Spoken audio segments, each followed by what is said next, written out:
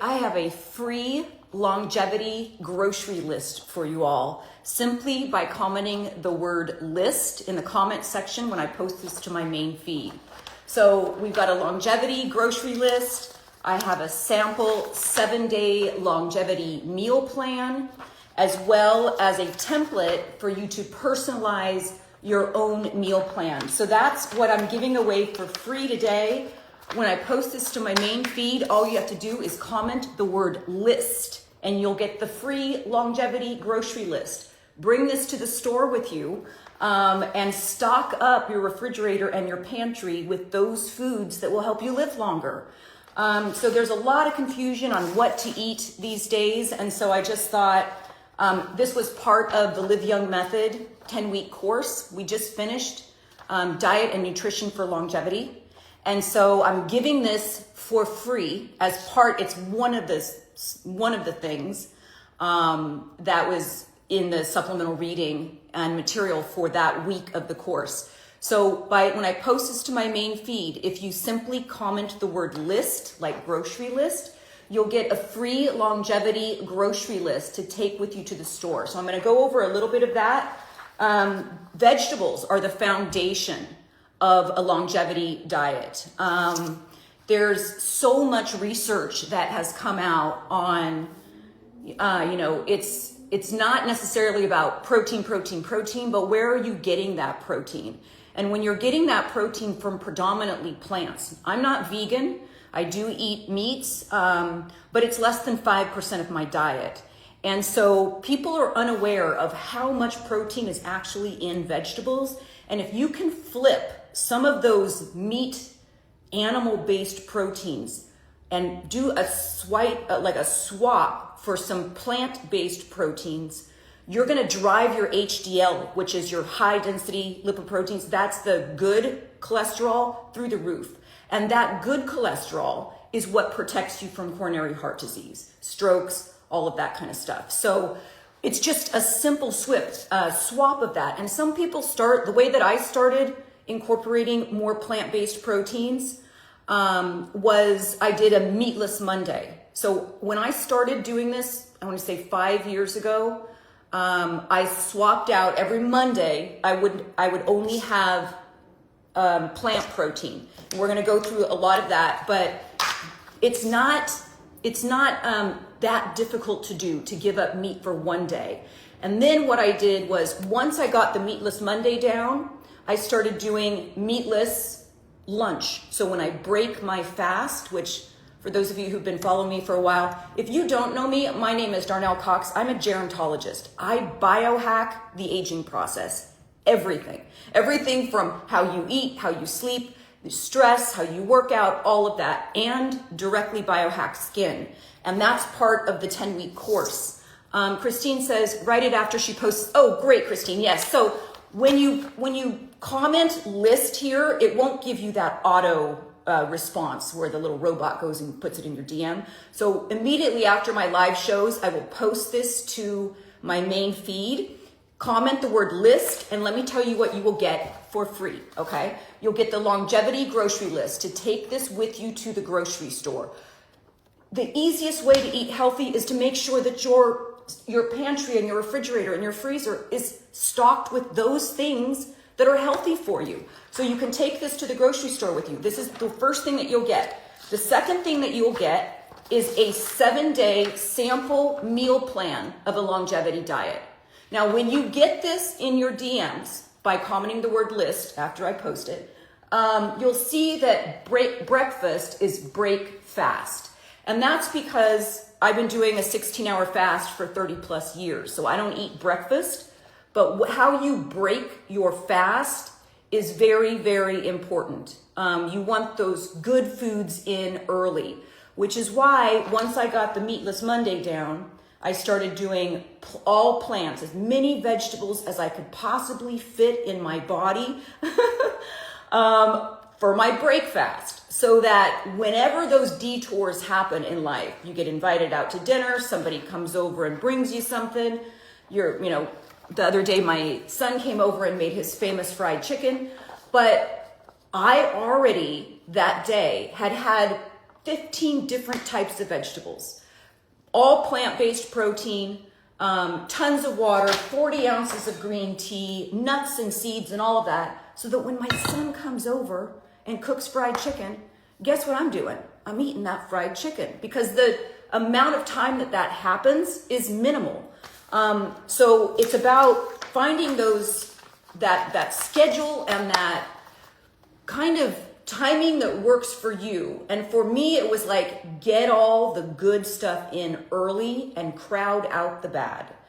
So I started just piling in the vegetables. Now, I would not say I'm on a high protein diet, but I'm not on a low protein diet. I'm on a moderate protein diet. But you'd be shocked at how much protein is in vegetables. So for example, edamame, this has 33 grams of protein for 1 cup. 1 cup. Soybeans, lentils, 1 cup of lentils have, and I've got tons of different lentils here.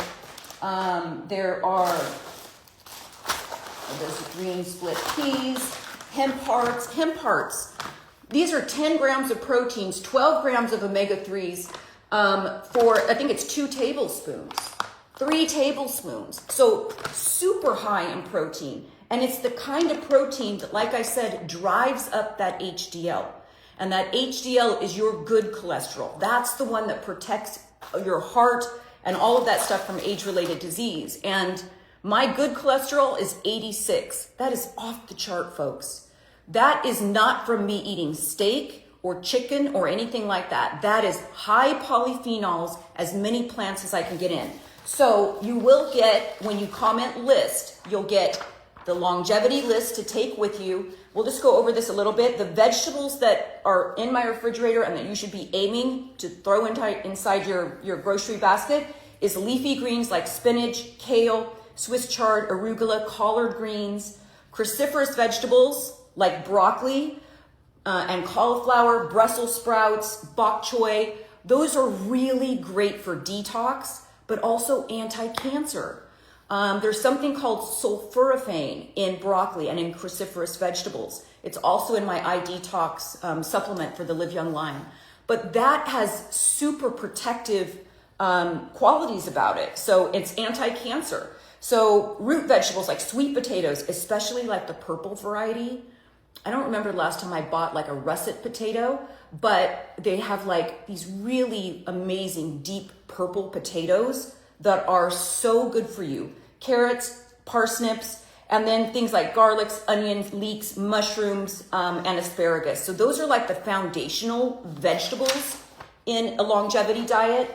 When we're looking at fruits that are like low glycemic index. So berries like blueberries, strawberries, raspberries, blackberries. Super important you're buying organic, because you don't want to like add all these good things into your diet and then you're also adding all of these pesticides. Stone fruits like pomegranates, cherries, avocados, they're all on here. Now, when we get to like legumes and plant proteins, this is the part that is shocking for people, because if you're using your primary protein as meat, you're not going to be driving up that HDL. That only comes from like great sources of plant-based proteins, high in polyphenols, high in all those protective qualities. So black beans, chickpeas, garbanzo beans, I live off of those things. Garbanzo beans, you can buy them in a bag. You can also buy them in a can. You can buy them dried. You can bake them in the oven. So I use that stuff all the time. But red, green, brown lentils, pinto beans, faba beans, chickpeas, like I said, soy, like firm tofu, tempeh, edamame. Edamame is so high in protein. So this is edamame. This is a third of a cup has 14 grams of protein. A third of a cup. A third of a cup. That's incredible. So when you comment the word list, I'm not going to make today a very long live because I want to come on here tomorrow. And what I want to do tomorrow is, once you have your list of what to buy at the grocery store and you have a sample of a 7-day meal plan that will not only get you feeling and functioning and looking your best, but it's going to get you to living longer. So that is all going to be part of the, in your DMs, when you comment the word list, you'll get the grocery list. You'll get a sample of a 7-day meal plan, and you'll get a template for you to be able to plan your own meal. So that's what is up for grabs today for absolutely free. But tomorrow, I want to talk about, once you get all of this stuff in and you are eating like a longevity scientist, how do you still make room for those things you love, like pasta, like rice, like cookies for me, right? How do you still do that and keep your blood sugar level stable? And so today I was talking about like what should you be adding to your diet? And normally what people think of when they think of cake and cookies and pies and all of that stuff, they think of like taking that out of their diet. I am not one that coaches deprivation of certain types of foods that we grew up with. I am one that coaches crowd out the bad with all of the good. Get as many good things in as you possibly can, nuts, seeds, all of that stuff. This is always on my countertop, always. So I shot yesterday for the Live Young Method. I shot the final week, which is making your own George Jetson conveyor belt, I call it, of healthy aging hacks. And so we were filming all day yesterday, and my makeup artist said, "Oh my God, I love that your whole countertop is filled with healthy stuff for you to be able to grab a handful of walnuts and walk away. It's much better than going into the pantry and grabbing some chips or something. It's always accessible. So making things right in front of you to where they're easily accessible is super important. That's why planning ahead is super important. So this is what you're going to get today when you just comment the word list. I don't want to go over it too much more. It's all of those vegetables and all of those pantry staples that you should have. So it's longevity proteins as well. So we talk about if you eat animal products, keep them at about 5% of your diet. This is what the research is showing. This is based on Dr. Valter Longos' research, and he was one of my professors at USC. So I am a gerontologist. That's what I went back to and got a second master's in gerontology in my 50s. And he was one of my professors. He came up with the longevity diet as well as the 5-day fast mimicking diet. There was a comment, WJM53, this is perfect. I'm housebound for the next 2 days because of the snowstorms. Oh my gosh. I'm going to get that right away, print that out, and wait for tomorrow.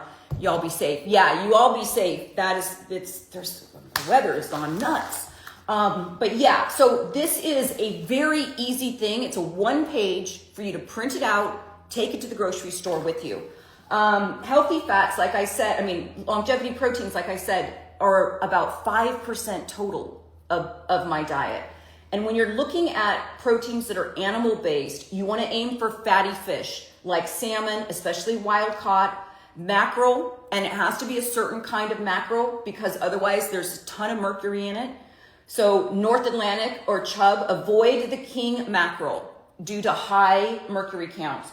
Anchovies, which I'm not a big anchovy fan. Sardines, I'm not a big sardine fan. But a lot of people can chop these up and put them inside a salad.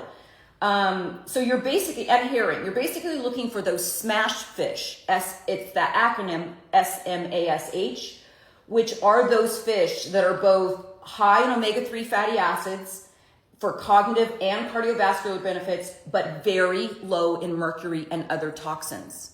So not all fish is created equally.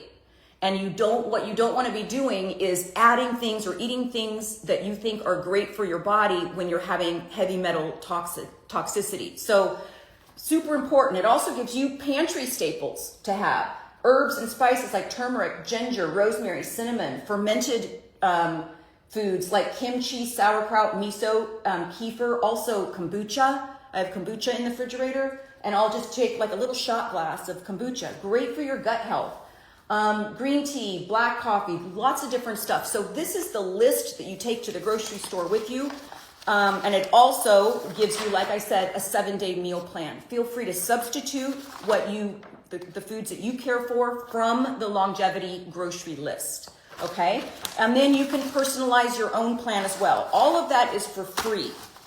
Tomorrow, I want to get back on here And I'm a little bit spent from filming all day yesterday. But tomorrow I want to get back on here at the same time. And I want to talk about how can you eat rice and pasta, cookies and little things like that, especially during food-centric holidays, and not spike your blood glucose level. And how can you eat these things with little tricks like freezing your pasta? It sounds a little bit like, kitchen alchemy, but there is solid science about leftover pasta is better for you because it changes the starch. And that's what we're going to talk about tomorrow. How can you eat rice and pasta and potatoes by using your freezer or your refrigerator to cool them down that changes the way that your body reacts to them?